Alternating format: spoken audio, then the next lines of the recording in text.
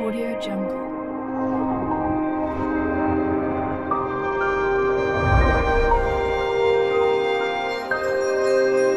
Audio Jungle.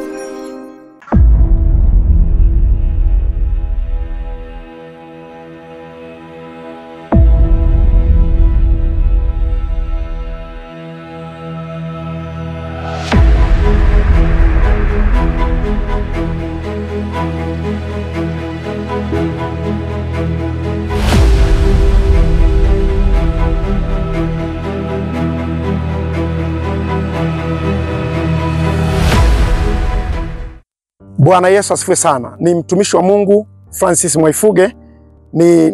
Nimekuja mbele zako kukukaribisha katika ibada ambazo tumeziandaa kwa ajili yako. Siku ya Alhamisi ya kesho tumeandaa ibada kabisa maalum ambapo tutakuwa tunashughulika na milango.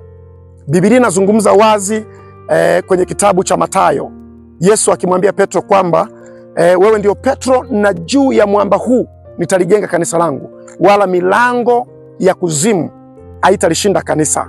Sasa ibada hii nimeiandaa kuanzia siku ya Alhamisi kesho pamoja na siku ya Jumapili tunashughulika na milango. Lakini maandiko yanazungumza kwa habari ya kwamba Mungu akiwa anamwahidi Ibrahim kwamba uzao wake utamiliki milango ya adui zao.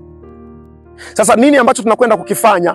Tunakwenda kufungua milango ya maisha yako kwenye mji uliopo. Hapa nilipo sasa, nipo kabisa langoni kabisa. Ukiwa unataka kuingia Ngara mjini, hapa ndio langoni hapa. Kwa hiyo nimekuwa nikiomba kwa habari ya milango ya mji. Popote ambapo utakuwa unanifuatilia kwenye mji wowote ambao upo, tunakwenda kuamuru milango ya baraka ifunguke juu yako. Milango kwenye huo mji itakuwa ni milango ya biashara, itakuwa ni milango ya afya njema. Tunakwenda kuamuru popote utakapokuwa unatufuatilia kwenye mji uliopo, milango ikufungukie, milango ya baraka ikufungukie. Na kama adui anainua malango yake ili ashindane na wewe, sababu anapozungumza kwa habari haitalishinda kanisa, anazungumza watu. Wewe utakayokuwa unanifuatilia, wewe ndio kanisa Mungu analizungumza kwamba na juu yako linajengwa kanisa na milango ya kuzimu haitakushinda wewe. Bwana Yesu asifiwe sana. Usipange kukosa kwenye ibada hii kuanzia siku ya Alhamisi kesho na siku ya Jumapili. Utafunguliwa kutoka kwenye vifungo vya aina mbalimbali. Ikiwa milango ya baraka kwenye maisha yako ilifungwa, unafanya biashara haziendi, unapambana kwenye maisha yako mambo hayaendi, ni milango tunakwenda kushughulikia ifunguke. Kwenye kitabu cha Isaya anasema na malango yako nayo yatakuwa wazi, hayatafungwa mchana wala usiku, ili mataifa waje wakuletea utajiri. Na yaona malango ya watu yakifunguka na kuwa wazi. Amen.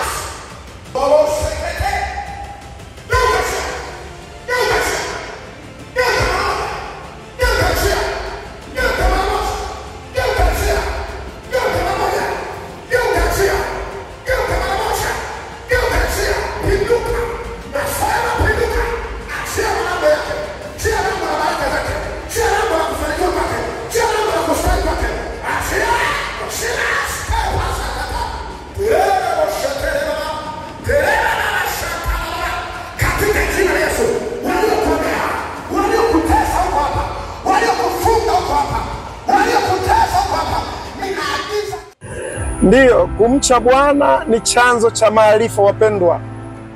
Sisi tumeona maarifa mengi katika kumcha Bwana. Tumepigishwa hatua na Mungu moja kwenda nyingine kwa sababu ya kumcha Bwana. Wala kumcha Bwana sio ujinga. Hatukupungukiwa na chochote kwa sababu ya kumcha Bwana. Karibu katika madhabahu ya Sauti ya Ukombozi. Hapa tunamcha Bwana na tunapata maarifa mbalimbali. Mungu akubariki, usipange kukosa kwenye ibada tunakuwa tumekuandalia. Karibu sana. Amen.